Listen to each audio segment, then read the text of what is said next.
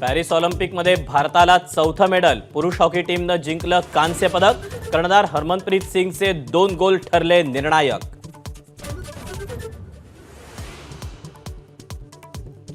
महायुतीच्या जागा वाटपावर आज रात्री 11 वाजता तातडीची बैठक. अजित पवार तातडीनं नाशिकहून मुंबईकडे मार्गस्थ.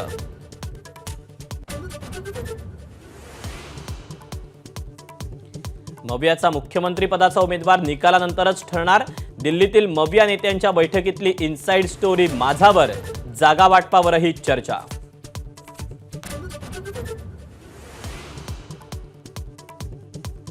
लाडकी बहीण योजनेसाठी नारी शक्ती ॲपवर आलेले 1,05,00,000 अर्ज अवघ्या 2 दिवसात मंजूर. 17 ऑगस्ट रोजी देणार पहिला हप्ता.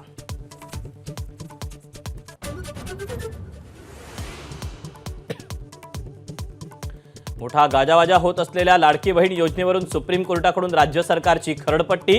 लाडक्या बहीण योजनेसाठी पैसे आहेत पण जमिनीचा मोबदला द्यायला पैसे नाहीत का, कोर्टाचा सवाल.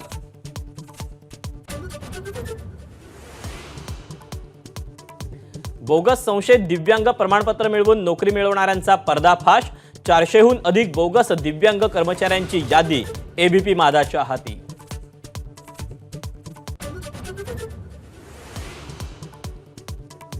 एबीपी माझानं उघड केलेल्या दिव्यांग प्रमाणपत्राच्या बोगसगिरीवर संताप. एसआयटी चौकशीची विजय वडेट्टीवारांची मागणी. तर आमच्या पद्धतीनं चोप देऊ, बच्चू कडूंचा इशारा.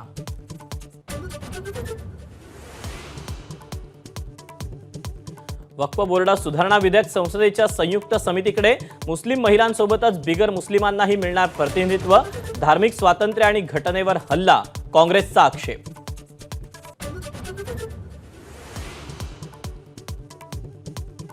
गुलाबी बस आणि गुलाबी जॅकेट. जनसन्मान यात्रेतून अजितदादांनी फोडला विधानसभा प्रचाराचा नारळ. काळाराम मंदिरात दर्शन. तर शेतकरी, महिला आणि उद्योजकांशी करणार चर्चा.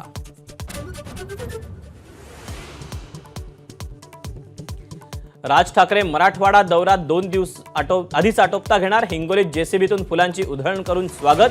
तुफान गर्दीमुळे विश्रामगृहाच्या प्रवेशद्वाराचं गेट तुटलं.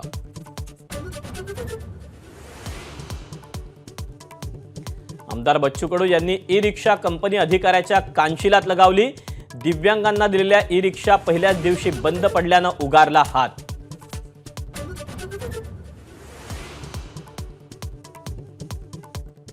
पैलवान अमन सेहरावत ऑलिम्पिकच्या उपांत्य फेरीत. सेहरावतची झेलीम खानवर 12-0 अशी मात.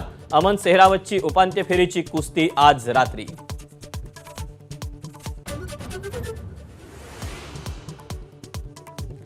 ऑलिम्पिकमधून अपात्रतेनंतर विनेश फोगाटचा कुस्तीला अलविदा.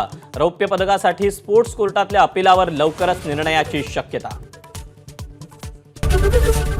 एबीपी माझा, उघडा डोळे बघा नीट.